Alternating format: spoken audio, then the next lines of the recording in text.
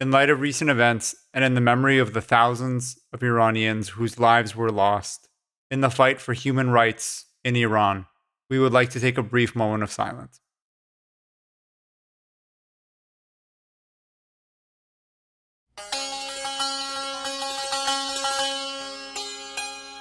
You're listening to Cinema Rex. It's an Iranian film podcast, episode 59, Jafar Panahi's It Was Just an Accident. Do you know the Iranian title? Actually, never heard it. یک accident بود دیگه. تقصیر من نبود. Just it was accident. Well, okay. You know how you just said just? You know how you said just it was accident? Yeah. Okay, I'm going to jump ahead right now and say my nitpick. Festival of Cons. It's یک تصادف ساده, by the way. Okay. Does just need to be in this title at all in the English translation? That sounds like the Iranian butcher's. Yeah, it does. Like, it was an accident would suffice just fine. Yeah. It was an accident, but it was just an accident sounds like the fob, like the fob accent that we give mockingly. Like, just it was accident. Yeah. So, there we go. That's my only festival Just of Cons. It was accident. Really is the... Yeah. That's the title. بلم کن بابا. Accident بود. یک تصادف ساده. Wait, it's تصادف, right? Yeah. Which is different because تصادف is specifically an accident for like a vehicle accident, right? Yeah. Like instead of like اشتباه would be like I made a mistake. Yeah. Or that's interesting. That would have been a great title too. غلط کردم. Yeah. Well, I do have questions for you. Yeah. About that title, but we'll get to it because we're jumping way ahead. Durud bar shoma dostan aziz. This is a Cinerex podcast where we talk all things Iranian film, cinema, literature, writing, television, acting, bands, accidents, brides, grooms, revenge, justice. We talk about justice. I'm Kaveh Mohebi. And I'm Farhan Moradi. And as it's painfully evident right now, we're talking about It Was Just an Accident. Panahi's most recent film just came out at its world premiere and last year. And when is Cannes? Spring. It's in the spring, right? Is it spring or is it? Yeah. Spring. May. It had its Canadian premiere at TIFF, which is where we saw it with Panahi in attendance. Yeah, and then we've had since then. I guess it's sort of had a nationwide premiere, regular theaters, quote unquote. I mean, Lightbox. Yeah. So, you know what I've noticed? What's that? Twice now we've gone to films by these like Iranian maestros of cinema. And just because like it was the only seat we could manage to get, we got seats front row right in the middle. And both times we were like basically right in front of like one time it was Rasulov and the second time was Panahi. Yeah. And this wasn't even by design. It was just like the seats we could manage to buy. And we happened to be like sitting right in front of them when they did their Q&As. Before we dive into the episode, I think, is there any, we've posted a post regarding the current ongoings in Iran, and we're obviously not going to dive into it that deeply at this point. We've said the things we need to say on social media, and to discuss those matters we wouldn't be giving it justice to be glossing over it. But is there anything you want to say? Is there anything you specifically want to mention about that in case maybe we have some non-Iranian listeners who are completely in the dark? The main thing I would like to say is if you are a non-Iranian listener, you should be prioritizing listening to what Iranians are actually saying about what's going on, especially those in Iran. Their voices are being posted, their videos are being shared, their photos are being shared. I think you kind of have a little bit of a moral responsibility to go out there and look for what actual Iranians are saying, because there's a lot of people in the news and in the media, especially in the West, who are fighting over what is being said, like who's co-opting it, what's real, what's not, whatever. Put all of that aside, put everything aside. You wouldn't go to a white majority to understand what Black Lives Matter means. You wouldn't go to a colonial state to understand what is happening with a colonized people. You wouldn't go to, you wouldn't... McDonald's to get a Burger King. Yes, exactly. Like, look at what the actual oppressed people are saying to look for information on what's going on. I said a Burger King, like you can go to Burger King and order a Burger King. Burger King, I meant to say Whopper. Yeah. Or like you can't go to a McDonald's and ask for one McMalboff. Yeah, McMalboff. That's the one place you can get it, actually. Okay. Well said, Faran. I mean, just echoing that, I think it's painfully clear that despite some sense of maybe a lack of cohesion amongst the many voices, 99.9% of Iranians are unified in the sense that the current dictatorship has to go. And I mean, we're coming from the perspective of listening to the people who live there, and it's their day to day existence, and the horrors there are their reality. And we are just trying to do anything we can to fight for those people's rights and have their voices heard. Let's dive into a plot summary for It Was Just an Accident. An unassuming mechanic, Vahid, is reminded of his time in an Iranian prison when he encounters a man he suspects to be a sadistic jailhouse captor. After apprehending the suspect, he begins to bury him alive in a shallow grave, but the suspect pleads his innocence, convincing his captor that he's got the wrong guy. Panicked, Vahid rounds up a few of his fellow ex-prisoners to confirm the man's identity.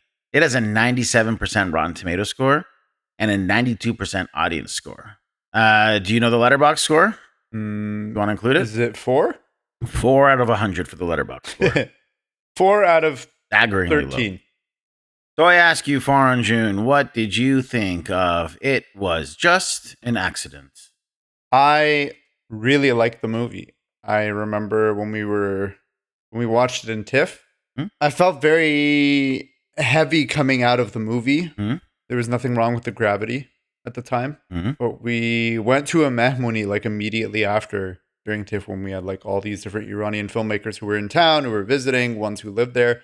And it was really nice to be around everybody after a movie like this because of how heavy it was.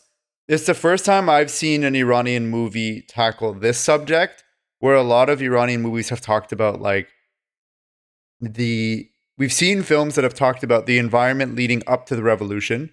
We've seen films that have talked about things around and immediately after the revolution, life afterwards, like around the war, more modern times, crackdown of the government, censorship, all this stuff, and even movies that have been commenting on things like resistance, revolution, fighting back, those types of things.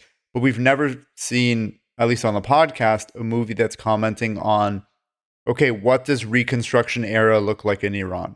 Once the regime has been taken out, once the perpetrators of these human rights violations and torture and executions have been apprehended, what do we do about it? What do we do when we have a population of divided opinions and tons of different philosophical ideologies arguing over what's the step forward? And it was really cool to see that on the screen through 5 or 6 different characters. And you mean symbolically once they're apprehended, because this movie doesn't exist in a world Yes, where they've been apprehended. It's symbolism. Yeah. Symbolically, yeah. It's like allegorically, I think that this movie represents what Reconstruction era Iran will or could look like. It almost feels like a thought experiment. That's an interesting take. I don't disagree. I think overall I enjoyed the film. I think I liked it a lot more first coming out of it, seeing it. There is some stuff I want to get into when we get to critical reactions.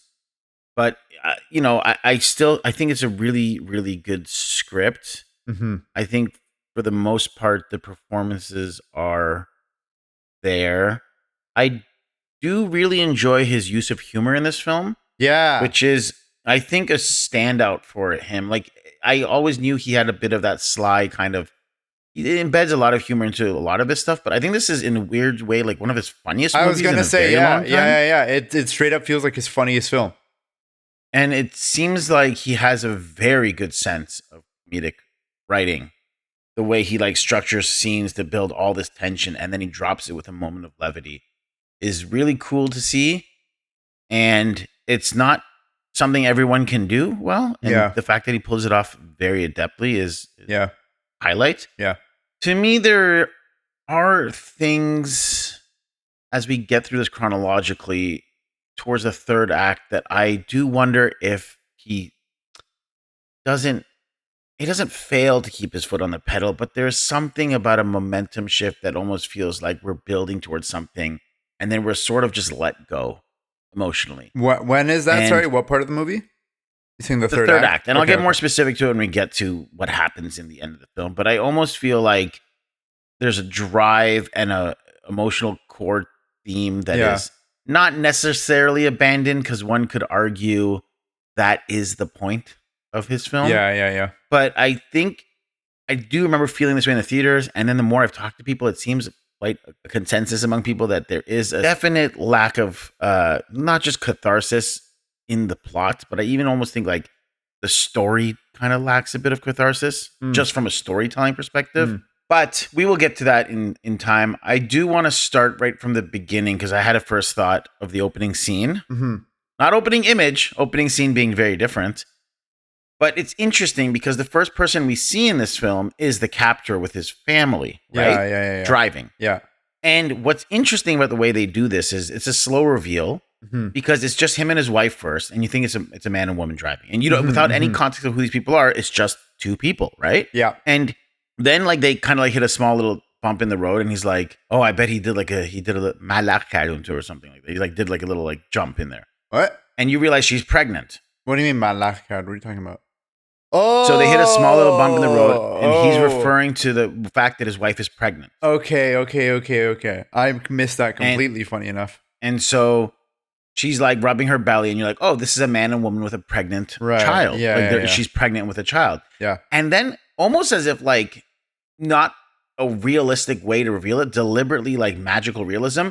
The child in the backseat is revealed, which is a deliberate delay. You don't instantly see the child. And she's playing music so loudly, blaring, that it's almost like, well, if that music was playing a second ago, we should have been able to hear it. Yeah. But it's like she kind of like reveals herself. And I find that a really interesting choice because of how deliberate all of that reveal is. And I wondered why. I missed that the music wasn't playing at first. Does she just like start playing it, or does it like fade in? Like, how do they reveal it? The music Almost seems like he just kind of comes and just pushes play on that thing. Oh, interesting. Okay. But I also, because again, I didn't like rewind it and analyze it that closely, but I just know that there is no music playing. And all of a sudden, the moment she reveals the little girl, like the moment the little girl reveals her head, music is playing. Yeah. So whether she pushed play in that moment on that tablet or whatever, it's like mid-song. You know what I mean? Something that stood out to me with the opening scene of the film. Yeah. This is the most cinematic I've ever seen Panahi. You know what I mean? Oh, okay. Interesting. Usually, Panahi doesn't have the resources to set up these like intricate shots or intricate moves or blocking or whatever when he's shooting his movies. A lot of times it's like a secret camera or it's. Do you know what I mean? Do you know what I'm getting at? Yeah, but I would argue no. But hold on, before you say that, a lot of his initial arrest films were more cinematic. Like before he was arrested for the many ridiculous things they've arrested him for, like like The Circle, The Mirror, Crimson Gold. He had the resources then, and they weren't. You know what I mean? Before his secret film era, fair. He did have those. I guess what I'm getting at is like even under censorship and stuff, the fact that he's able to get this like, it's basically this like really long single take, right? Right, where the camera is like on the hood of the car and we're watching them driving. And then when they go to get out of the car, the camera seamlessly comes off the hood of the car, right? And like follows the guy off the car and then comes back. Like the way that he shoots it is a very complicated maneuver that requires, there's multiple different ways to do it, but any of those ways of doing it in secret, I think is what's really impressive here. Yeah. No, for sure. I mean, it's definitely like it's something he's like. It's like a flex. It's a muscle he's flexing that he hasn't done in quite a long time. Yeah. I mean, No Bears. You could argue he did that, but it's still also No Bear blends that line between like he's still the focal character. Yeah. It's still a little bit of a documentary sort of. Well, and No Bears is also all like handheld too. Yeah. Like you're not getting these things where it's like there's a car on a rig, it comes off the rig, it steadies over to somewhere else, and then it goes back onto the rig all in one like fluid motion. Yeah. While shooting the movie in secret is like, well done. Yeah. So then as they're driving, he hits something. We discover it's a dog. He's killed the dog. You know, a stray dog is running across the road. But Kaveh, just it was accident. And so this is the thing. I wanted to ask you. Yes. What was just an accident? Like, what is this film? Why is that the title of this film? You know, here we have this opening scene where the main suspect is a torturer with his family. They've hit a dog. And the dialogue is, after a few moments, the daughter goes, "You killed it." And he goes, "No, I didn't. He just jumped in front of the car. It was an accident, or it was just an accident." And he goes, "Whatever will be, will be." I'm just taking from the subtitles. And then he says, "God surely put it in our path for a reason." And then the daughter says, "He killed a dog. God has nothing to do with it." And to the wife says, "It's not his fault. He didn't do it on purpose." So this is one of the first lines of dialogue in the entire film. It's clearly using this scene as the onus for the title, the impetus for the title. Yeah. And when you know, without going too much into detail about how this film ends, because we'll get there, but like given what I've mentioned in the plot summary and like the fact that this guy's tied up as captor and they're people who are victims of this guy's crimes, what do you think that means? Like, why is that the title? What was just an accident if we are using this extrapolation of it being a symbolism for Iranian history? I mean, you want to go straight into deeper analysis? Yeah, why not? Just like we'll jump around a little bit here because it doesn't matter. Okay. Like, I am curious to know your thoughts right now off the top. I had a couple thoughts on it. One was that it was like, oh, is this supposed to represent the state of Iran? You know what I mean? Yeah.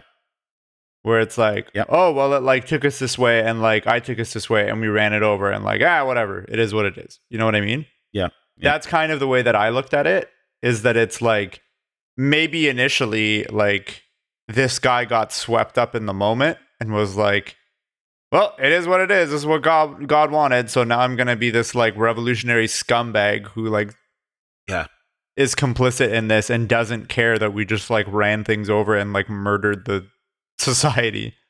Yeah. That's one reading for me.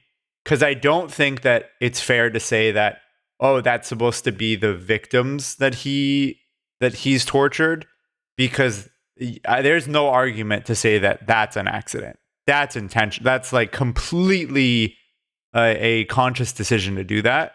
Whereas like you can make the argument that there were revolutionaries that maybe on day one they were like just got swept up in the like popularism and in the like crowds and whatever and went out.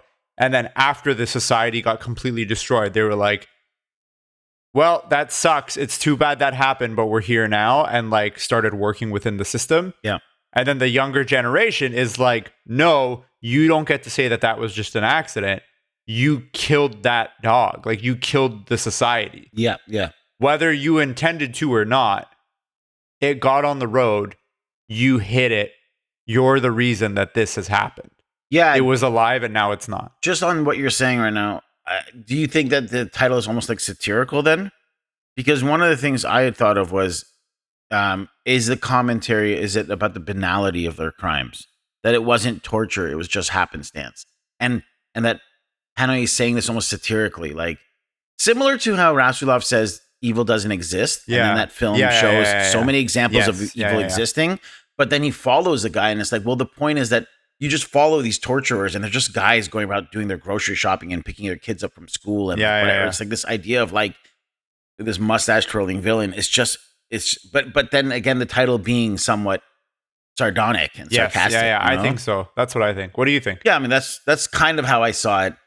I think it's a deliberate sarcastic nod to the fact that like society has been forced to feed this lie that it's like, you know, specifically bringing up God in that conversation. God put this in our path for a reason. Yeah. It's like the perspective from some of the most heinous criminals are like, well, this is God's will, and that's why we're doing it for the exactly. This is how we've ended up here, and you know, we could be wrong, and maybe there's something we're missing from just the fact that we don't live within that society and stuff. But I mean, that's my outsider perspective of it.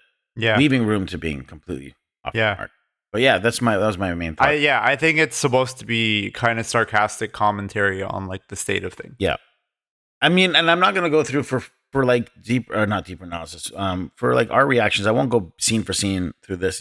This is a film worth watching if you haven't seen it. We will talk spoilers moving on forward from here. Give it a if you're interested in the film this far in, just give this a shot. This film a shot. Far in, far on. Okay. Hell yeah. You know what's interesting too, I thought was we are then following Vahid, who like then stumbles upon this man and recognizes him from the sounds of his feet. Like this guy's got Like a a peg peg leg, leg, yeah. as they describe it, and he can recognize the sound of the footsteps. Yeah. And once he does capture the guy, I found it really interesting that the fact that he omits ever showing how he caught him. Like we hear later on that he hit him with his car, but that scene is never seen. We just cut to like from him following him in the streets to he has now captured him. He's tied up and he's begun the process of burying him. And I just thought that's a really interesting creative choice. Oh, that's so funny. I've seen the movie 3 times now, and I never realized that you don't see it. Mm-hmm. I think because of the way that he describes it in my head, I just like created a scene that doesn't exist. That's so funny. Yeah, it just goes from him following him in the streets to the next time you see it is he's pulling him out of his car. Okay. Which is testament to really good directing. Yeah. 100%. Because your brain is filling in the gap and you don't need that scene, realistically. Yeah. And then just another really small note worth mentioning is there's a scene where he goes, because now he's not sure if this is the right guy. The guy's pleading you've got the wrong guy. So he's going to meet up with a bunch of other people who have been victims of this torturer. Yeah. And the first place he goes to is this bookstore with like sort of like a sage elderly man who he had become friends with in prison. Did you notice a very interesting thing in the background is there's a woman in the background shopping and she is not wearing a hijab at all. There's a customer in the store. And one of the book attendants who's like, oh, where's I forgot what that guy's name is, Abbas or whatever, the guy who owns the bookstore. He's like, a guy who's selling books is like, he's upstairs, go upstairs and talk to him. And that guy's like talking to customers about the books they want to buy. And one of the women is not wearing anything. No rusai, no hijab, nothing. And it's just an interesting little winky nod of like society's slowly turning that way. Like you could see day-to-day customers shopping. Yeah. And I thought that was an interesting sort of bold choice to have that moment. Because again, everything is deliberate. Like he could have had that scene without her in there. But this is consistent with what we're hearing about Tehran, right? Where like for the oh, I see it. Oh yeah. No, she might have it, but I think it's just like at the back of her head. Oh, yo, I mean, there's one outside with no hijab. It's just around her neck. Just like wearing it like a scarf. Yeah. Okay, he goes in the store. There is a woman. I think it's the same thing. I think she's like wearing it around her neck, but it's not on her head. I think Well, I mean, what's also interesting to that is like when you get to the photographer who's taking pictures of the bride, she's not wearing she's not wearing one. Like, yeah. And they actually make a point of when the cops stop them to talk to them. Yeah, she like quickly just kind of puts it on and stuff. And it's like the way she puts it on too, she doesn't even like properly wear it. She's just like it's very haphazard. She just tosses it on top of her head. It's an endearing, warm, heartwarming thing to see that aspect of the culture is slowly transitioning to on screen. Yeah. You know what I mean? Yeah. After 47 years of horrific oppression, you're actually at least seeing what the real society is bleeding into the arts now too, which is great. Yeah. Speaking of the police scene, I wanted to comment again, like what I said, it stabs you with this moment of levity when the police show up. And that scene is very funny. It's like one of the first real moments of comedy. Yeah. After all of this like heavy drama. Yeah. And I thought he does it really well. It almost like gives you an opportunity to like have this breath of like, okay, like there are moments I can like relax. And I think a film like this needs that. Yes. Yeah. These moments where you're just like, oh my God. Otherwise it might just feel like crushing. Crushing moment after crushing moment. And what was there's a really sad, really nice character moment too, is this main guy, Vahid, who's been he's on this mission to discover this guy's identity for sure. Yeah. He said that he'd been so badly injured that his kidneys are in constant pain. So he has to hold the side of his back. Yeah. And that people have made fun of him calling him aftabe. Yeah. Which is like essentially water jug. Because one hand goes on his hip. Like a ladle. Yeah. Like a little handle. Yeah. And I thought that was really, that's from a writing standpoint, I'm like, oh, that's like an interesting character piece. Like that's heartbreaking, sad, and a little bit comedic too, because he does constantly do that. Yeah, all the little like nicknames that people have, like even the torturer, like every one of the people who was tortured by him has a different nickname for him. Yeah. What do you remember what some of the other ones were? Not off the top of my head, but I remember that they all had different names for him. Like they would be like, "Oh, do you know this guy?" And they're like, "Who?" And then he like describes him like, "Oh, so and so or whatever, and then they like hit him with another nickname. My next thought is this is minor deeper analysis, but I have something else I want to say about deeper analysis. Yeah. So just to touch on the fact that one of the core plot lines of this film is you eventually round up these 3 or 4 people who've been victims of this perpetrator. Yeah. And a huge part of it is that they all have very differing approaches on how vengeance should be dealt out. Yeah. They want the same goal, but they want to go about it in different ways. Yeah. They want to make sure justice is met, but the path forward is based on their own perceived views of who should pay in which format. Yeah. And I just thought specifically, even with the current times we're living in right now, it's not only true to the current stage in Iran. If anything, it actually feels very relevant to diasporic discourse. Yeah. To what's happening. Yeah. Because of how often Iranians right now are sort of at each other's throats to a certain degree about what the course of action should be. Yeah. They call to the point where they even antagonize each other. They start calling each other neutral or collaborators. They're like, "Oh, you don't want to deal with it this way. You're working with them." Yeah. And it's like very interesting to see that the seams of trust, even with the people who should be on the same side, are fighting each other. Once they realize that they don't see eye to eye on that. Some of them are just saying like, we can't just murder him until we get a confession out of him or until we talk to him. Yeah. Like almost as a stand-in for like, we can't just like publicly execute this guy like without like he has to stand trial. Yeah. Is like essentially what it is, right? Mm-hmm.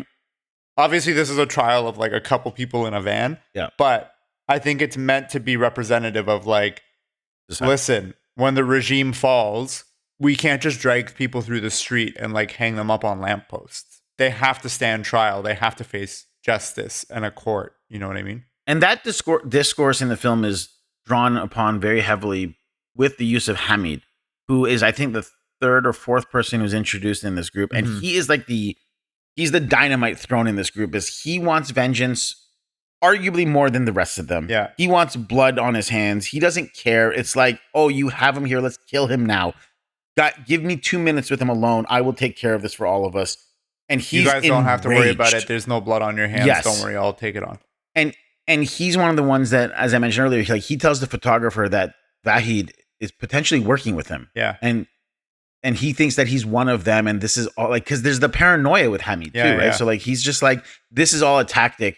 This Vahid guy is one of them. Yeah. They're just trying to round us up again and do it. And so this really powerful statement of how even like the paranoia of that is something we've seen in Canada a lot in the film industry, is like, can we trust these other Iranians who approach us here to talk to us about a film project or something? And it's just like, it's an eloquent way of expressing every perspective. And on that too, of like, of this thing of like paranoia and like, there's like, the film nicely shows you how careful Iranians are with like networks of people they trust. Where if someone new pops up or if there's some new piece of information, if people don't know, people will go to people that they trust and be like, what have you heard of this person? You know what I mean? Yeah. Do you know who this person is? Yeah. Whatever. Who can you link me to? Who can you connect me with that you trust that can corroborate this information or can do a fact check on this? And that's something that we do, right? And part of it is a means of like protection, for understanding, for knowing how to navigate these murky waters, where it's like, even in the diaspora, we have to be careful of how some of these people, some of these like regime ops will operate, you know? Yeah. And I can't even imagine, like it's now take that and multiply it by like 10,000 in Iran. You know what I mean? It's exponentially more terrifying and dangerous. Yeah. And not only does Hamid blame the our Vahid, our main character, sort of, but he goes after the groom at one point, because the groom just wants his bride to feel safe and prepare for the wedding, but the bride is also one of the victims, and she's the one who's kind of charging for it. And they mentioned that she's had CPTSD and like has had issues with like substance abuse and stuff like that. So yeah, right. And the groom says, there's a quote, because Hamid starts attacking him. He's like, call me neutral, call me a collaborator if you like. I know those who were supposed to liberate us killed our youth while reciting prayers, which I don't know if that's like a specific reference to what happened in the late 70s, early 80s. But but it's this idea of like, I'm just trying to have a level head about all this because it's dangerous to just to forge ahead with like, let's make this change and kill this guy. Like, you know, I think he's drawing upon the fact that he's like, those who were supposed to liberate us ended up killing our youth while reciting prayers. It's like the IR took over when we were like protesting the streets. So again, another perspective on this idea of like, you're calling me a collaborator just because I'm saying we should all have a level head and heed caution with this whole thing. Yeah. And then forging ahead, there's a new wrinkle when they finally pick up this guy's phone that's been ringing, and it's the guy's little girl, the girl that we saw at the beginning of the scene, and she's crying because the mother has fainted, the pregnant man. Also, how funny was it when they're like, "Don't pick up the phone," and then the guy's like, "It's from his." They're calling to get a signal, and then he's like, "But it says it's calling from home," and they're like, "Yeah, idiot! They're not gonna like call from some like caller ID that's like headquarters of the Basiji or whatever." Yeah. And then he's like, "Don't pick it up," and then he picks it up and he goes, "Hello," and I remember in theaters everybody's like, "Ah!" Yeah. And it's this like, once you have this element thrown in, it dives back into like the comedic again, where now they are taking care of this guy's wife. Yeah. Because she's pregnant and she's fainted, they're rushing her to the hospital. The daughter is now with them. Like this like little 9-year-old girl is with them. I love that they're all like taking care of her. They're like, "Oh, don't worry, I don't. Do you want a boy or do you want a brother or a sister?" Blah blah. And then Hamid's like, "Tell us, little girl. Does your dad like? What does he do for work or whatever?" And what happened to? He's like, "Amu, can you tell us what happened to your father's leg?" Yeah. Exactly. Like all this levity. Yeah, and the joke of now Vahid is on the thing for having to pay everyone's medical bills. Like he keeps having to take the credit card out to pay this and that. There's a running joke at how corrupt Iran has become with bribes and with blackmail and all that. Where like constantly every step of the way people are like forcing Vahid to like pay them for something. You know what I mean? Whether it's the buskers who like start playing wedding music for them and like harass them to pay before they leave, or like the random officers who find them and like don't let them leave until they pay. And he's like, "Oh, I don't have cash," and then the officers take out like what's it called? What's it called? It's like a point of point of sales, like a mobile point of sales machine to get him to like bribe them electronically on the spot. They're like, "We don't have cash. Oh, well, we take credit," and they just they have it. Guy at the gas station. I mean, it's the thing. It's like this movie's it's like funny in a lot of points. And you know, even once because the nurse now wants a tip when the woman gives bread, and then it's like, "Oh, and doesn't your uncle know how to go get treats for everybody?" And now he's bringing out like the treats to like everyone's like. Strangers are walking like, "Oh, congratulations on the baby," and stuff. And then he goes back to their group with the treats, and he's giving everyone treats. Exactly. And like, "What happened?" And he's like, "Oh, it's a healthy boy," and everyone's like, "Oh, okay." Like, congratulations to the mom. And Hamid's like, "What the hell is wrong with you guys?" Yeah. So let's get to the final act. And again, definitely spoilers for how this film ends. If you're interested in watching it, go see it. But it does end up with everyone else bails on this, and we're left with the photographer, which is the second person he approached, and Vahid, with our captor tied to a tree. Yeah. And this, to me, is like a truly, truly heartbreaking emotional turn of events. Like, it gets really difficult to watch. Everyone's speaking so honestly about the pain they've been through. Yeah. And I, you know, despite what they've been through, they not only get a confession from the guy that he is the actual torturer and he's been all along. But certain truths are revealed that lead to them deciding not to kill him, and they let him go. And okay, so let's break this down first. One of the things is, do you remember what the moment is of what makes the torturer admit to the fact that it's him?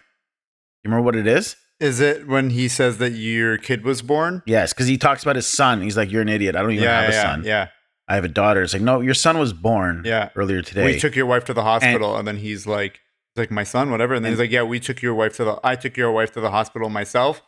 And he's like, "You touched my wife." He's like, you disgusting bastard, blah, blah, all this stuff. And then he's like, "No, I'm not one of you. I would never harm her. Like, we took her to the hospital in that same van. She was lying on what would have been your coffin." Well, we don't need to go line for line. Yeah. I think the emotional resonance is that makes him come to the fact that he's going to admit everything. He and a lot of the bravado of like, I don't care if you kill me, kind of washes away because Yeah. he just wants to see his son. Yeah. Um, Including his really- whole thing of like, oh, I'm doing this for God. Like, yeah, you can kill me now. I don't care. Like, if what I did was right, I'll go to heaven. And if you guys were right, I guess I'm going to hell, whatever. yeah. But then as soon as the conversation about his wife and kids comes up and his son, that's when he's like, no, I don't believe I was just doing this, all this shit. And he like fully admits it all. But what I want to know is Vahi's incapable of getting this kind of emotional truth out of him, whereas the woman, the photographer, she gets it out of him. Yeah. She that like side of slaps things, him, calls him a piece of shit, cries next to him about what you've done to us. Yeah. And it's through this emotional reaction that he actually says he has a guilty conscience, but got used to it in time. Yeah. That he is a weak, pathetic man who like did a lot of this out of shame. He was ashamed that he couldn't get her to talk. Yeah. So you torture her more. And I'm interested in that. Like, why do you think it is that it's her words and her attack that bring him to a breaking point? And why not Vahid's? I think part of it is meant to be this like cathartic release because it's a woman who gets it out of him. And I think women have suffered the most. Yeah. So I think from a cinematic perspective, it's more satisfying for that break to come when confronted with the atrocities form that of the atrocities. Yeah, and especially from the hands of a woman, right? Who suffered the most. And then the final question I have for you, and this is the thing that caused a lot of discussion and perhaps even controversy. Yeah. The choice to let him go. Yeah. A lot of people are actually quite upset about that. Mm-hmm. And I'm going to get into that in critical reactions. Yeah. What do you think about that decision to let him go? And what do you think the filmmakers say? I don't think that the filmmakers actually saying, listen, we should just let these people go. Mm-hmm. I think this comes back to the notion that like this film is meant to be an allegory. Yeah. But it's like he was captured, he like stood trial, he confessed his crimes, whatever. And then after he did his time, he's let go. That's the way that I'm looking at it. Is not to say that like, oh, doing his time is you tie him up on a tree overnight or whatever, or drive him around town. I think this is supposed to be an allegory. Yeah. Where it's you capture the regime people, you have them stand trial, they serve time in jail, whatever it is, 20 years, 30 years, 40 years, whatever it is. At the end of those 20, 30, 40 years or whatever, when they've served their time and they've confessed to what they've done, they've like they go through all the means of like all the steps of how most societies have set things up, then you have to let them go. Yeah. Unless it's something like heinous enough where this person ends up serving like 30, 40 consecutive life sentences, that's different, right? But I think the movie's making a statement of like the people who are complicit in the regime have to stand trial and serve time in jail. Yeah. You can't just go around and drag people through the street and hang them up by lampposts. That's my understanding of what the film is trying to say. I'm not even saying what I think should and shouldn't happen. I'm saying that's what I think the film is trying to say. I mean, I, for the most part, agree. You know, there's a moment at the 28-minute mark. Mm-hmm. Salar is the name of the bookstore owner. And he says, what are you going to do with him, whatever? And he's like, I'm going to find out if it's him and kill him. And he says, we aren't killers. We're not like them. Yeah. There's no need to dig their graves. They've done it themselves. It's your ideals you'd be burying. Mm-hmm.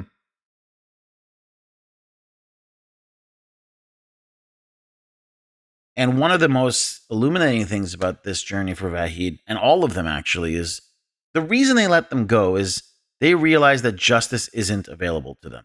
Only violence is. Mm-hmm. So they are seeking justice, but what they're actually fighting against is a system, not a single man. So they aren't going to get this overarching sense of justice being served. All they can do with this one man is cause violence. And they aren't perpetrators of violence. They aren't members of the Islamic regime. They aren't these people who are capable of doing those things.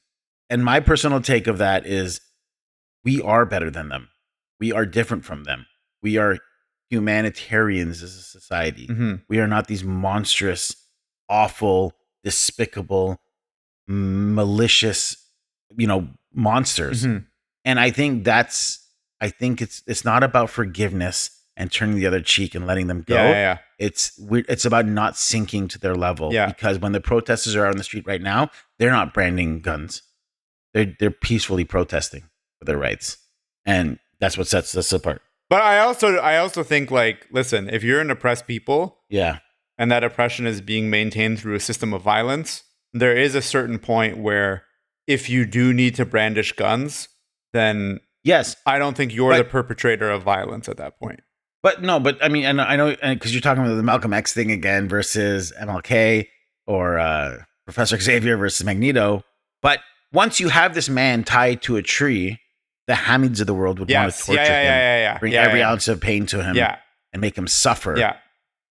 I think it's Which is different where from what it's you're like, saying yeah, of like yeah, yeah. having guns to protect yourself to help the Also, fight. yeah. Also, like, I think it would be like if that guy, if this torturer was like coming at Hamid and Hamid was like physically fighting him back, I think Hamid's totally in the right. Yeah. But if this guy's like tied up, incapacitated, thrown in a box, for Hamid to like sit there and like Yeah. just like execute him on the spot, I think that's where the conversation starts to turn. Yeah.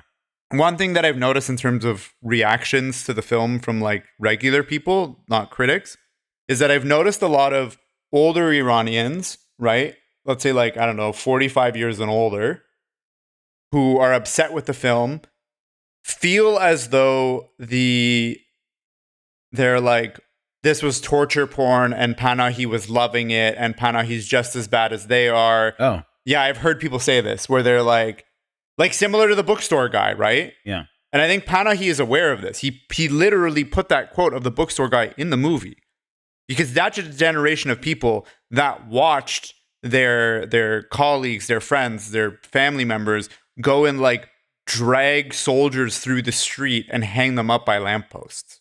You know what I mean? Yeah. So that's a group of people that's so traumatized by like seeing people that they knew and they loved do these like really violent things out in public that they're like, we're not like that. Like no level of torture is okay. So the scene where like they have him tied up and the woman's like slapping him and like telling him to admit that what he's done is wrong and all this stuff. I know Iranians who are like over the age of 45 that have been like, oh, he's indulging in torture. He's just as bad as the regime. Yeah. On the flip side, I know a lot of younger Iranians, like our age and younger, who are like, no, why did he let them go? Why did he let him go? They should have like torn him to bits. They should have like killed him on the spot. They should have executed him, blah, blah, blah, all this stuff. So it's kind of a situation where you're like, damned if you do, damned if you don't, where a lot of younger people who are rightfully angry are saying he went too soft on him. And a lot of older people who come from the generation that witnessed the revolution are saying, oh, this is like, he's going too hard on them. You know what I mean? Yeah. It's weird. And I think that Panahi is conscious of that. And I think that that's why he includes 6-7 different perspectives in the movie that all have a different opinion on it. Yeah. I do want to get into some of that with the critical reactions, just because I have to pull some quotes that I found. Yeah. So remind me to circle back to this. Okay. What do you think of the final moment when you see him later on? Some time has passed. He's with his mother. He's packing a car. As he turns his corner, we see Vahid hear the squeaking of Pegleg's foot again. And we're left with that final image of him frozen in fear as he hears the sound behind him. And then we cut to credits. Well, you also hear him walk away. He leaves him. Yeah. Yeah. You hear, yeah, as if someone's... So The here's the Peg first you thing hear I the Peg thought leg of. guy walking up to him. He's like, found him. And Vahid's like, oh shit, he's going to kill me. Yeah. But then you hear the peg leg footstep guy walk away where he like lets him go. I think there's also something worth considering that sound is happening within his own mind. It's like the lingering fear of... You think so? I think there's an interpretation of it being Maybe. like, it's like shell shock, PTSD, Maybe. from all of it. That the sound, because he talks about how like I kept hearing that sound in my ear for years. Yeah. I'll never forget that sound. So is this just like, despite everything, this is gonna always be with him? Maybe. My interpretation It could be either. my interpretation of the ending was like, it's possible to break the cycle of violence. Oh, interesting. Especially because like Iran is a country that's gone through 7 versions of either a revolution or a regime change or a massive like change in society, systemic structure in the last like 120 years. Yeah. Like 6 or 7 changes. Yeah. That's insane. And part of that is because every generation is like more or less traumatized by like the actions of like what happened 20, 30 years prior. Yeah. To different extents. The level of the trauma that we're seeing now is obviously exponentially worse than anything we've ever seen. But I think part of this is Panahi being like, it's not enough to just replace them. We need to find a way to replace them and like rebuild a society where we can learn to like essentially rebuild a cultural and a cultural identity, if that makes sense. Yeah. Behind the scenes in trivia, shall we dive forward? Let's do it. The idea for the movie came from Panahi's prison experience between July 2022 and February 23, which stopped after a hunger strike, even though he had a 6-year prison sentence. Then he met and talked to many other fellow inmates, which prompted him to make a movie about what each person would do after being released.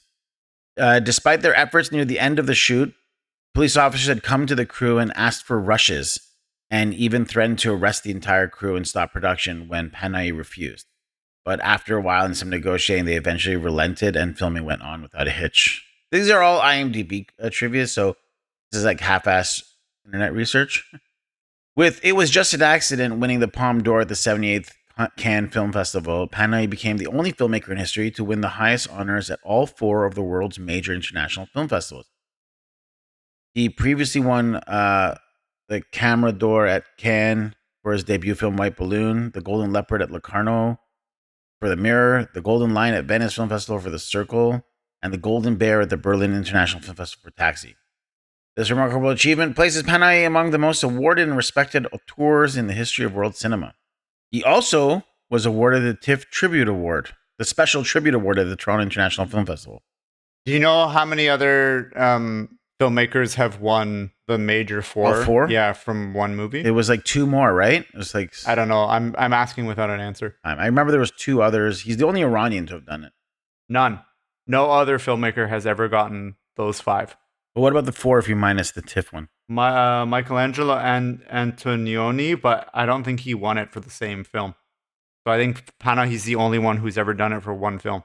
If we're wrong, let us know in the comments or like send us an angry DM. But it seems like Panahi is the only filmmaker to have won the 4 major awards, 5 if you include the tribute award from TIFF for a single film. The next closest is Michelangelo Antonioni, who won 4 of those 5, and it doesn't seem like it was for one movie.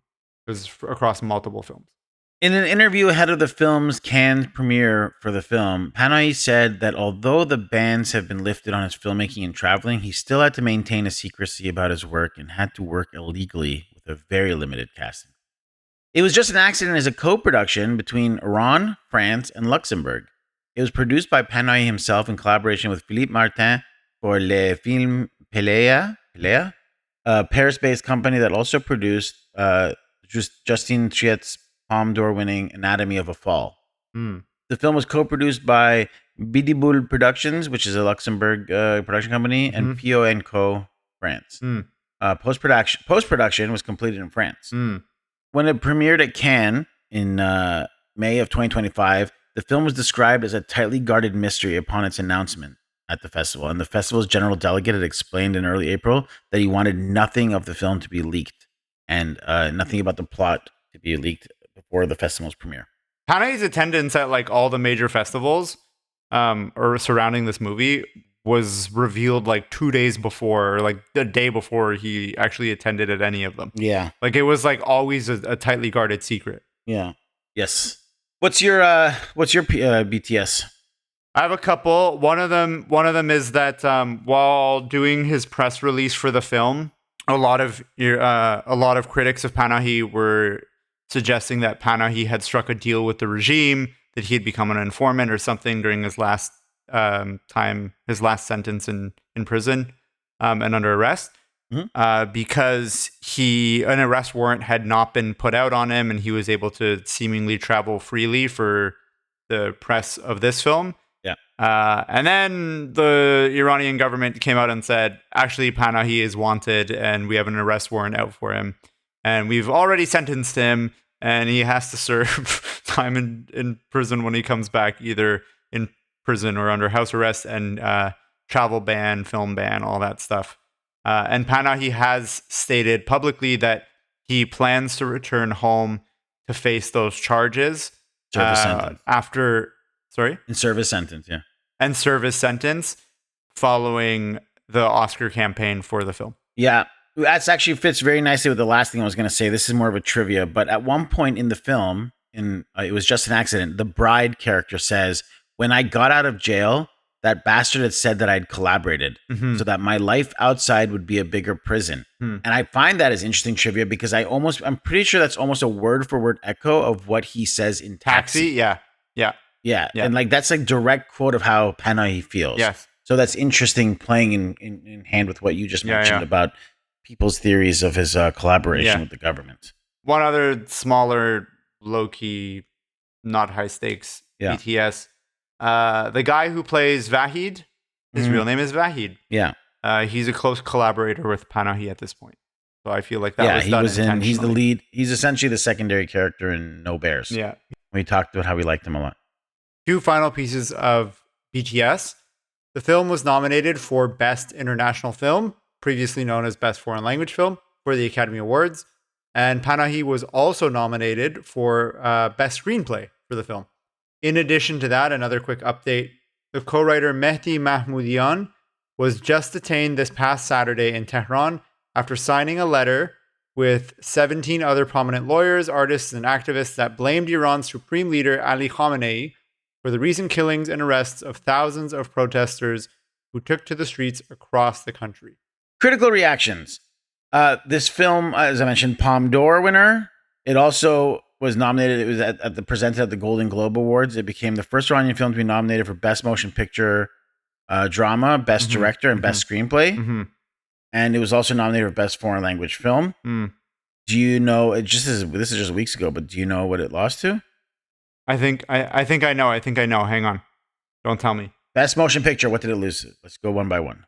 Golden Globes this year. It was nominated. Voice of Hein Rajab. It lost to Hamnet.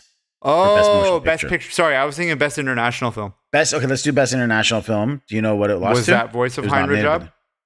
No, The Secret Agent. It's like a new film. It's like a Brazilian film that's actually getting very high praise. I haven't seen it yet. I really, really want to see it. Best Screenplay nominated. You know who it lost to? No. Paul Thomas Anderson's One Battle After Another. I was going to say that, yeah. And Best Director nominated. Do you know who it lost to? Paul Thomas Anderson? That's correct. Yeah. Pedro Almodovar, one of my favorite directors, calls this one of his favorite films of 2025. Just a couple of quick quotes. These are the positive quotes. Kat Sachs from the Chicago Reader said, "It's cliche to say, but the value of humor in our long-suffering humanity cannot be understated, and it seems Panahi recognizes that more than most." Donald Clark from the Irish Times says, "As ever, Panahi works with amateur actors to secure a connection with everyday realities. The huge moral dilemmas spin out from the personal concerns of fleshy, believable human beings." And lastly, I want to say of the positive ones, Peter Gray from the AU Review says, "A quietly devastating triumph, a film that proves how little spectacle is needed when moral tension, lived experience, and cinematic restraint are in perfect alignment." Now, I just want to do our due diligence as journalists, as podcast hosts, rather. We are not journalists. I know, but I mean, if we're talking about, like, critically talking about the film and giving all perspectives, sure.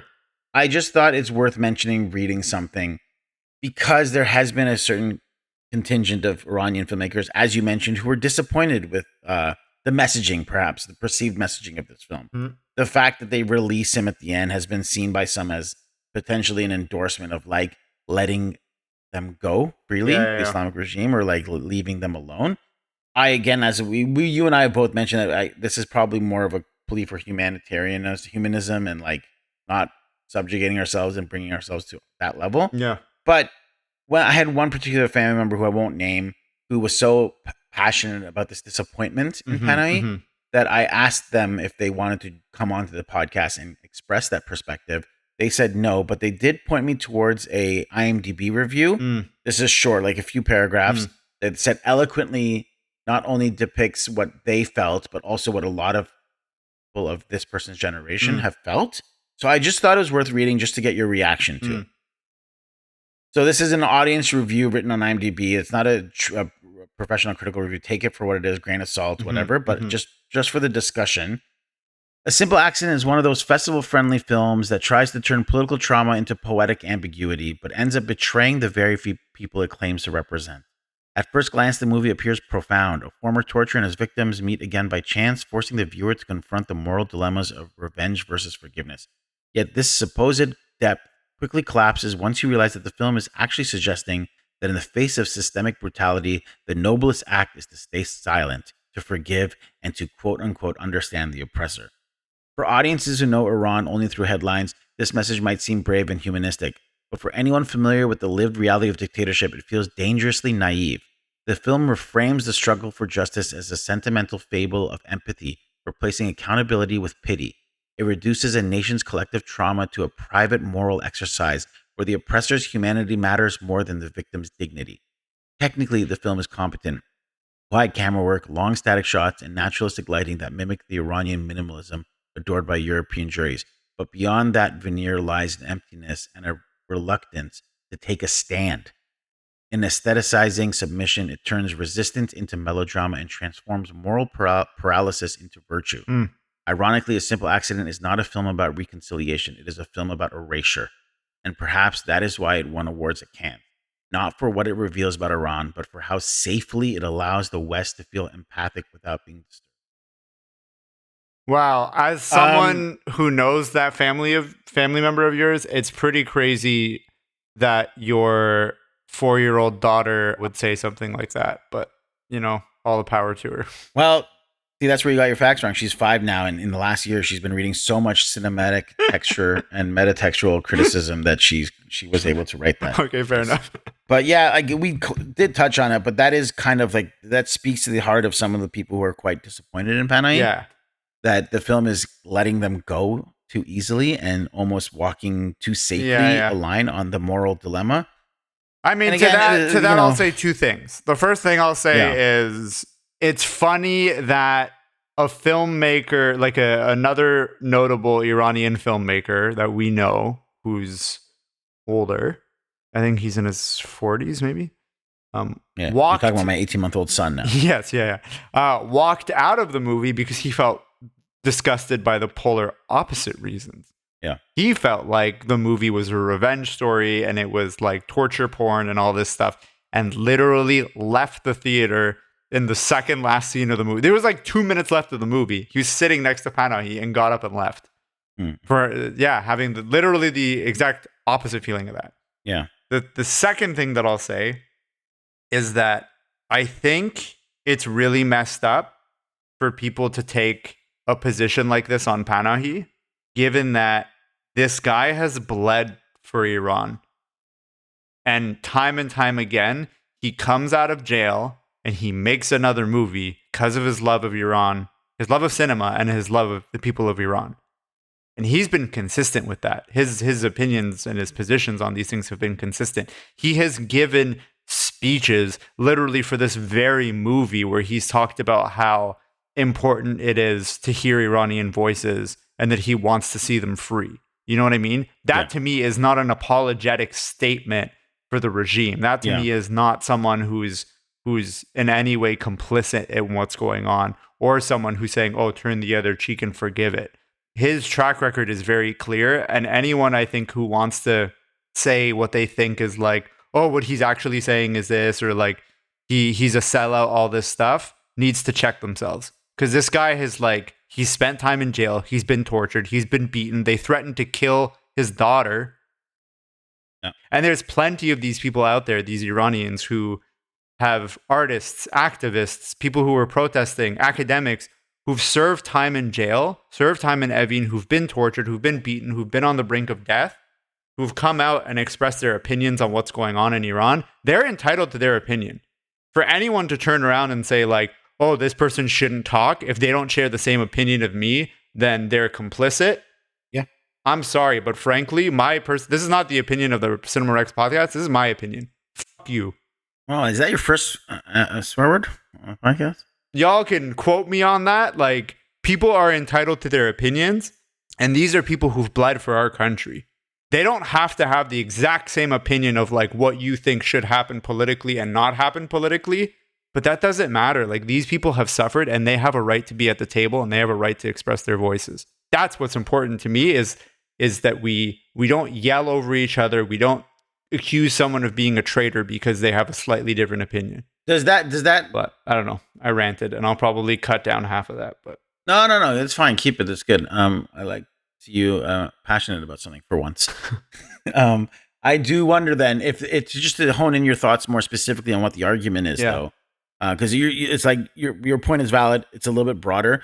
What if people are saying that this film, specifically this film, maybe not everything he stands for, and maybe it's not about like how he feels people should be dealing with the future of Iran, but like, what if they're saying this specific film is unafraid to make a statement, has been shaped also by the influence of the IR. Like, the criticism against it is that the reason this film, even though it was allowed to be made, now we don't know what's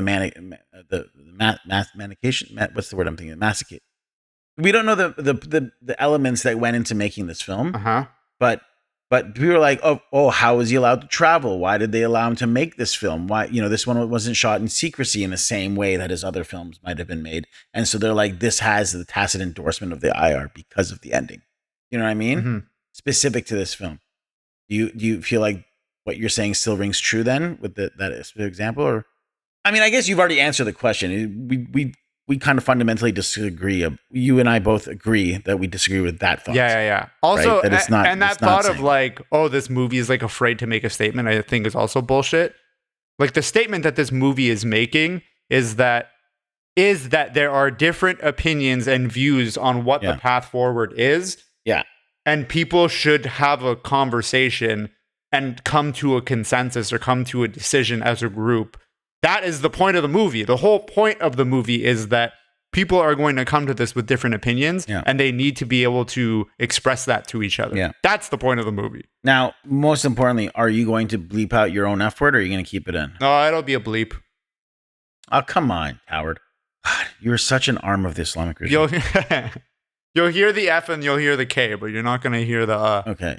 We get the Effins and Jeffins in. Yeah, Evans and Jevons. Let's go to deeper analysis, because I just want to go right off of what you said into my deeper analysis. We obviously mentioned a lot of this stuff. I'm not going to go into it. I'm not going to belabor the point, but it is about, the different perspectives.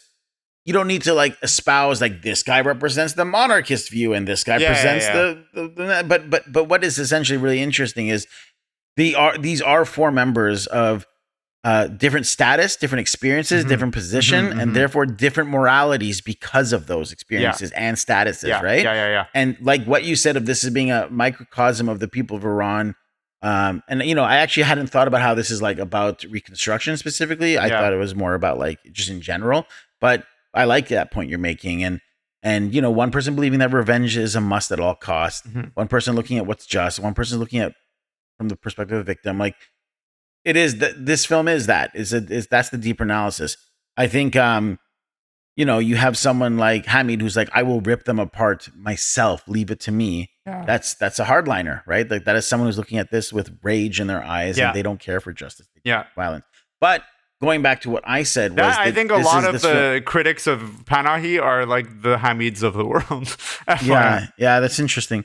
Which, you know what? Maybe my yelling, my cussing those people out is also not fair, because those people have lived trauma. Yeah. And that, I think, informs their anger. And their anger is frankly justified as well. Yeah. But I think it's just misplaced. And I think it's unfair to hurl that anger at Panahi, who has also faced a lot of trauma at the hands of the regime. Yeah.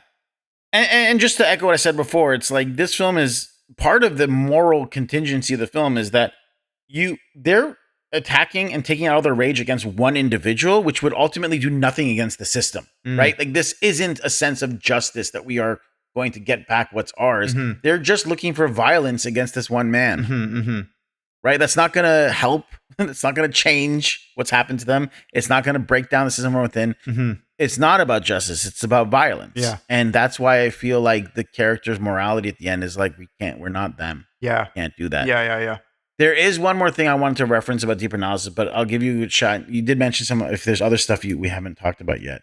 Now's your time for deeper analysis. Honestly, that like the main thing with the deeper analysis is what you said, is that the different perspectives in the film represent, different perspectives in Iranian society. Like the whole movie is about how different groups of people are fighting over what should and shouldn't be done. Yeah. What I did find interesting was that like the only like regime person obviously was the guy in the box, which I find like justifiably to be like, you don't get a voice in this. Yeah. You don't get to espouse your opinion on it, which I think is fair, whether he be a hardliner or a reformist. Is like, no, we're beyond that conversation. This is a reconstruction conversation. But although he does get a voice, I mean, when he's he at the stands very trial. end, when he's like talking, right. He's not. Trial, yeah. He doesn't get a voice in terms of deciding the future of what should be done. You know what I mean? Yeah. The one group that is not present, which I think is fair, is there's no like Baha'i. no, there's no voice of like communist, which I'm like, hey, that's fair. Right. Yeah. It's like the groups that basically created the means for what happened with society are the ones who are excluded from that conversation. Right. They're like, no, you don't get a voice. You don't get a voice. The rest of us are going to decide what should and shouldn't happen. And I think that that's fair. Do you remember the book that's referenced in one of the major scenes when they're all sitting in the desert? The Quran. No. It's one of my favorite books that I studied in literature when I did my undergrad in my major was literature. One of your with favorites? Minor in poli-sci and history. You ride or die this book? Yeah. Yeah. I haven't read it in a very long time. You sure it's not the Quran? It's not the Quran. Okay. Yeah, no. He says our situation is very similar to Waiting for Godot. Oh, He goes, you sitting under that tree makes me think of that moment. And I was like, that's an interesting pull. Why reference that specific book? Mm-hmm. Samuel Beckett wrote that.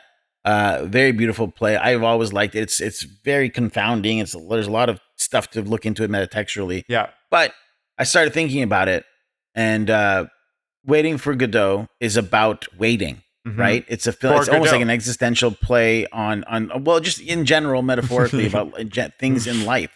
It's about waiting as a life sentence, essentially, right? Mm-hmm. And so in the play, you have Vladimir and Estragon, who are both waiting for Godot. Mm-hmm. Where is Godot? Have you read it? No. Have you read it? No. Okay. He never arrives. Okay. He never arrives in the play. Okay. So they're left waiting at the end. They're still waiting. Yeah. By the end of the play, spoilers for this play, it's two of them. They meet two other people at some point too, but it's essentially Vladimir and Estragon, two friends who are just sitting at a bench. Sometimes it's a bench, sometimes it's by a tree, and they're waiting for Godot, whose arrival is treated like it's going to solve everything. And it's not even specifically highlighted as to what he's going to do that will solve everything. We don't even know necessarily what the problem is that Vladimir and Estragon need to solve. But they are waiting for Godot. He said he was going to be here at a certain time. He's late.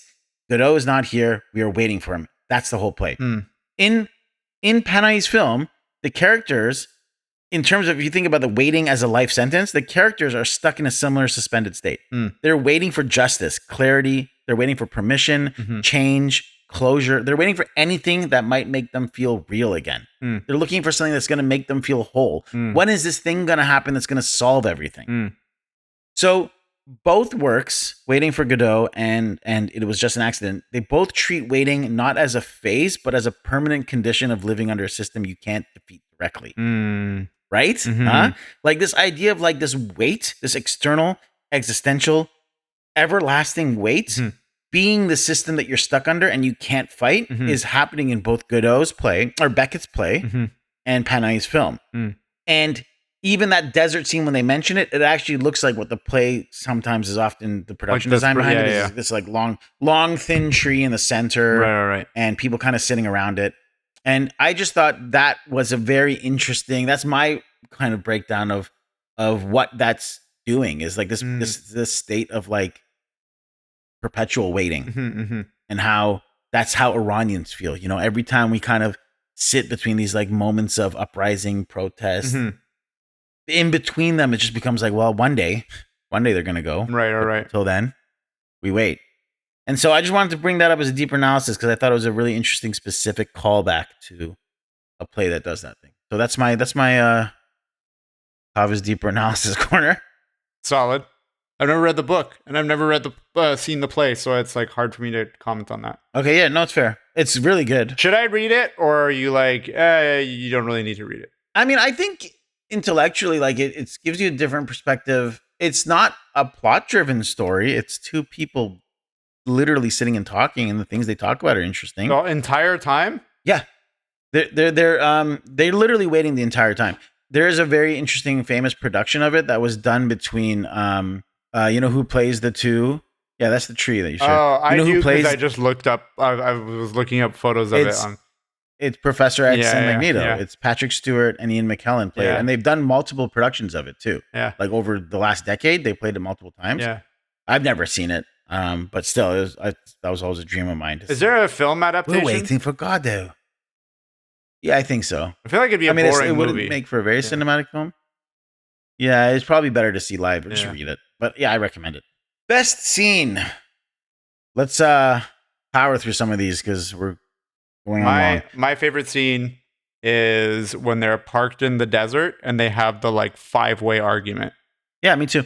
Yeah, it was good. No, sorry, I don't. That's my mistake. Sorry, that is not my same one. Oh, okay. My favorite scene is when they park outside and they start arguing, and the reveal that the cops are standing outside. Yeah.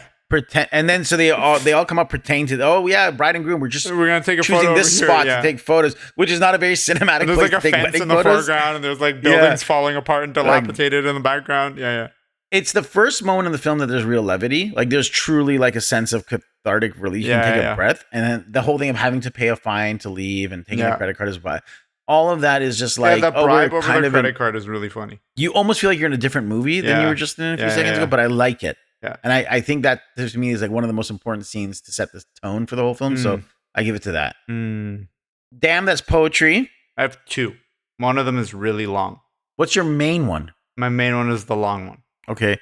Go with your short one first, and I'll do one. This one's just like an example of some of the witty dialogue in the film. And there's a lot of like almost like call and response. They're parked outside and Vahid is like, okay, this is it. Thanks everybody for your help. I'm going to take this to the end. And everyone's like fighting him back. And he's like, listen. And like all kinds of bravado and like toughness. Now Vahid is like putting his foot down for once and he's being really tough. Yeah. Whereas the whole movie he's been very like sweet and gentle. And he's like, I'm only going to say this once. You don't get out of the car. I'm not moving. And then Hamid, like with a smile, sits back in his seat and he goes, and I'm not moving either. And I'm also only going to say that once. I was like, that's funny. Yeah. I have a similar one that's Hamid says, let's go somewhere out of the way. I swear on my mother's grave that I can make him talk in 2 minutes and we'll all feel better. And then the photographer says, using their methods. And he's like, no, not at all. I'm going to take him for a nice chilo kebab meal. I'm going to offer him a nice warm shower. He's like, are you serious or what? Yeah. And in that moment, she does respond again, this idea of like, just because they resorted to violence doesn't mean we should too. Yeah. Which is, again, echoing that idea.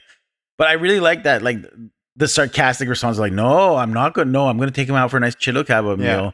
And we're going to have a nice warm shower. Like, it's really funny. And when he snaps at the husband sarcasm too is really funny when he's like, listen, Hamid John, maybe we all just need to like take a breath, whatever. He's like, Hamid dear, like, why are you so familiar with me all of a sudden? Who is this guy?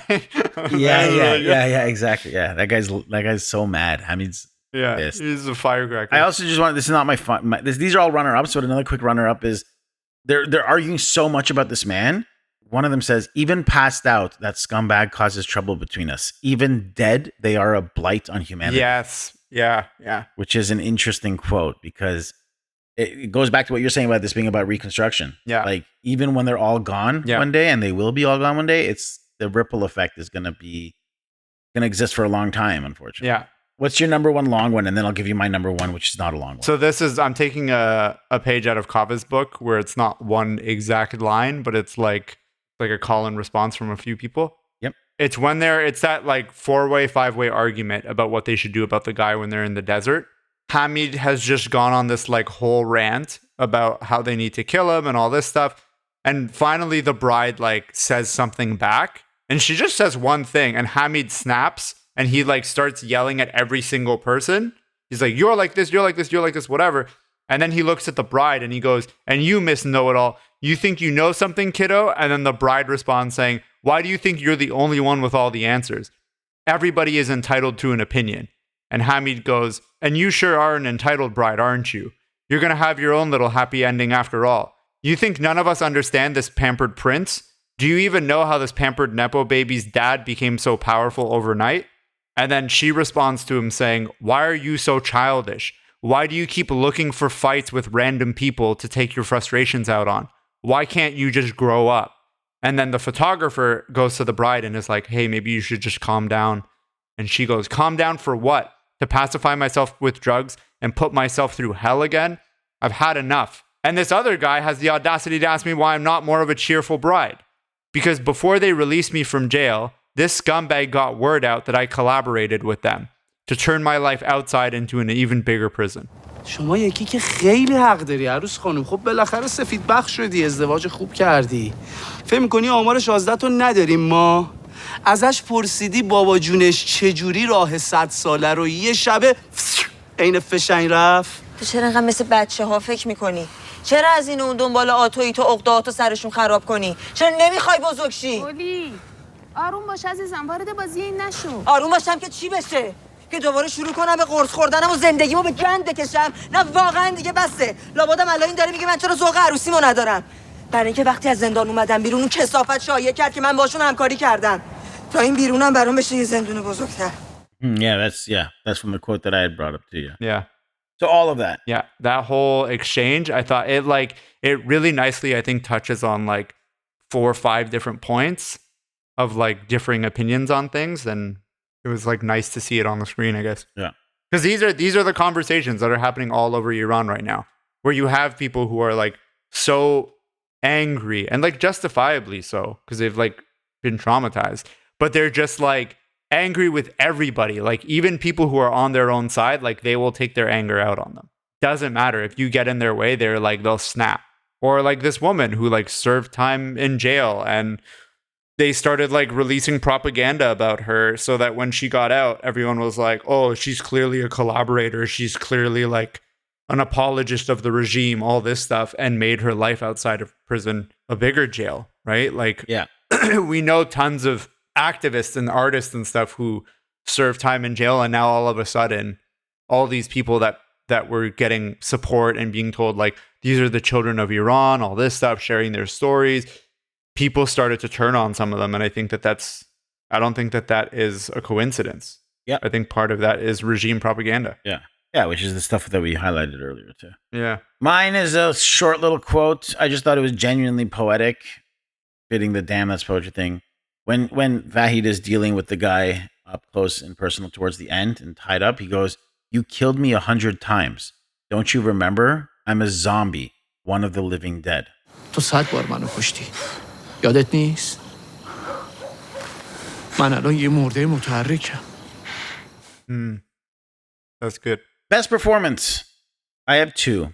So you pick one and I'll pick the other one. Or maybe you have neither of the ones I picked. Barn? Yeah, it's almost like a 2-way tie for me. Well, that's fine. Just What's pick. yours? I have Vahid Mobaseri, which plays Vahid. Yeah. I just like him a lot. I like watching him and stuff. Yeah. But I also wanted to shout out Mohammed Eliasmer. Sorry, Mohammed Ali Eliasmer, who plays Hamid. I think like he was really good too. He's got to play this thing up at like an 11 the entire time, but I think he does a relatively good job. He seems really distraught throughout. Yeah. And even his heel turns to like humor are really good. Yeah. Yeah, I'm giving it to Vahid as well. But they're all so good. Ibrahim Azizi, who plays Iqbal, like he doesn't have a lot of scenes. He doesn't have a lot of dialogue, but like I have a hard time thinking of him not as like a regime guy. You know what I mean? Yeah. Because he plays that so well. Like he plays that regime scumbag so well that I'm like, yo, this guy, blah, blah, all this stuff. Like, but then I'm like, oh wait, this is just an actor. yeah, he does. Yeah, I thought about him too. Yeah. Okay, festival cons. My only real one was the mention of the title. No, yeah. Also, for those who don't know, this movie had a second title for a while. A simple accident. Yeah. Any cons for you? Yeah, I have one. Go. I think the interrogation scene at the end went a little too long. Hmm? Like, to the point where I remember in the theater when we were watching it the first time, I was like really into it, and it was like getting tense and more and more and more and more intense. Yeah. And then at a certain point, that tension just held for too long that it almost lost its effectiveness on me. And I was like, okay, the scene has to like, we can move on from this scene now. Yeah. So like, because of the length of that scene, it reminded me that, oh, I'm watching a movie. Double feature lineup. I would pair this with There Is No Evil or Seed of the Sacred Fig, one of them. Because like, I think that all three of these movies kind of come from the same inspiration for why they were made, is that both Panahi and Rasulullah were in jail, they were being tortured, and they were thinking about the fact that like, who is this torturer and what life do they live outside of here? And in one of them, you could almost do like a trilogy of the three movies where like anecdotally they represent different, like a period where it's like There Is No Evil this is life under the regime. Yeah. Right? Anecdotally and literally, obviously. Seed of the Sacred Fig is an anecdote for the revolution. And then It Was Just an Accident is an anecdote for Reconstruction. So I would almost do like a trilogy of the three of them. Yeah, what a heartbreaking, horrible, soulless, painful time in the theaters. Even though all movies are brilliant, it's just, that's a hard watch, man. It might be cathartic by the end, Yeah. though. You never know. True. I had There Is No Evil as well for the reasons you mentioned, but I also had a backup in case, which is a little bit of a departure, but just to get your reaction. What about Count of Monte Cristo?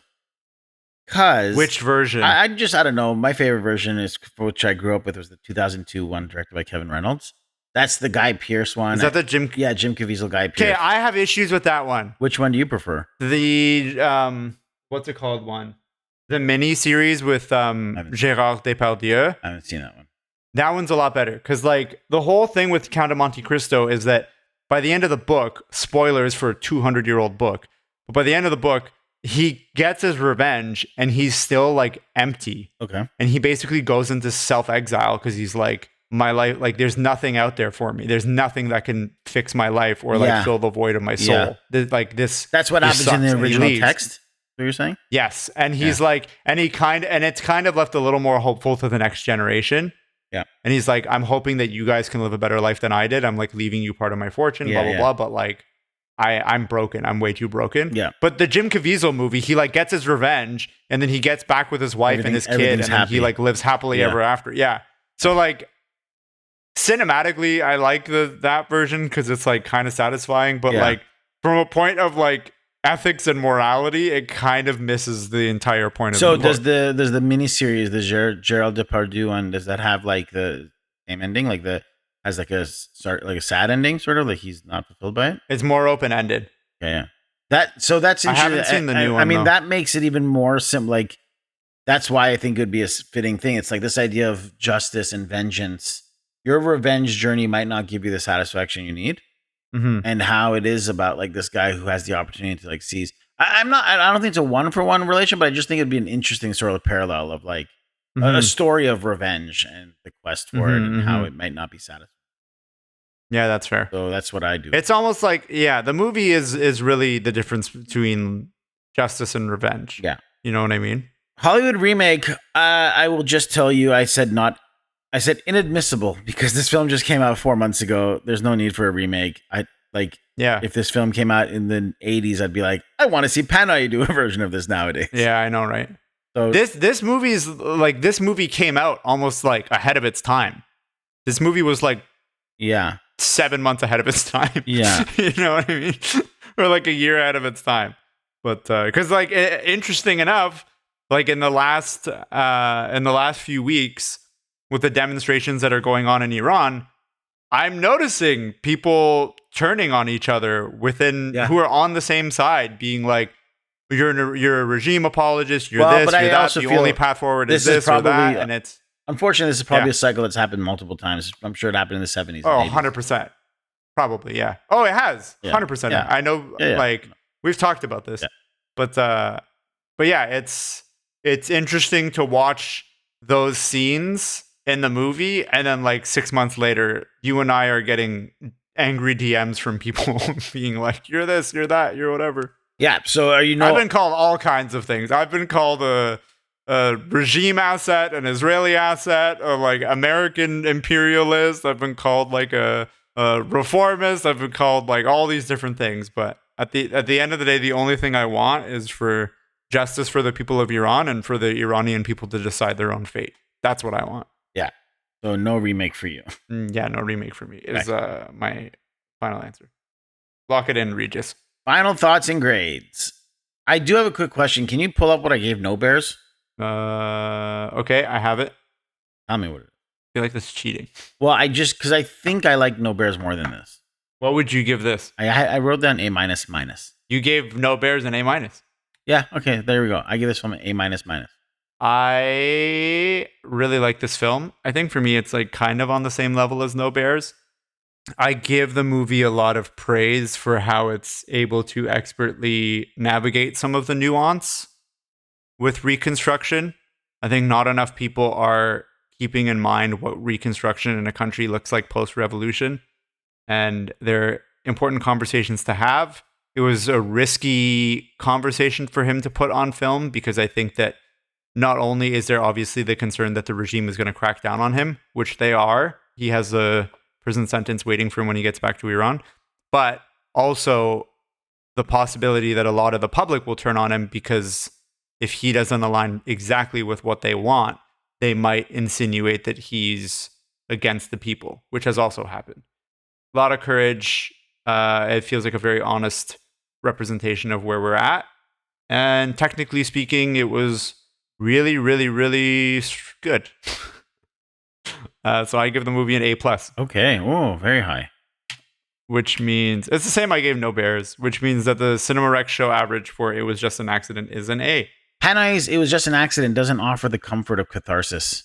It offers the sickening clarity of recognition. This is a film about the banality of evil, and in that world, justice isn't something you reach, it's something that's perpetually delayed or denied until the victims are left holding the only language the system ever taught them, which is violence. What follows is not a revenge fantasy, but a moral trap. A story that forces us to ask what revenge actually restores and what it destroys in the people who were already destroyed once. It's heartbreakingly real, painfully contemporary, and as pointed as it is human. A reminder that when a society collapses its courts, its truth, and its dignity, the wound doesn't disappear, it simply relocates into the bodies of the survivors, who are then asked to live with the impossible choice of what justice costs when justice cannot be found. Thank you, Farhan. Thank you, Kaveh. For discussing this film with me. I hope you are doing okay. Thank you for watching the film with me in TIFF. It was a great experience. Also, to all the Iranians who are listening, it is a very hard time right now. Our heart goes out to all of you, especially those of you who are listening from Iran. We do get a lot of listeners in Iran. Yeah, using just based on our metrics. Yeah, using VPNs too. Yeah, and our hearts are with you guys. I know, like it. I don't know what to say because, like, I feel like I can't do anything to help, but if you guys can keep getting your photos and videos and audio notes out, like, we'll do what we can to keep sharing it. Your voices are being heard, and we are amplifying your voices. It's not falling on deaf ears. Yeah, we see you. Yeah. To everybody else out there, thank you for listening, and everyone in the world, Be'omi de Didar. Bye.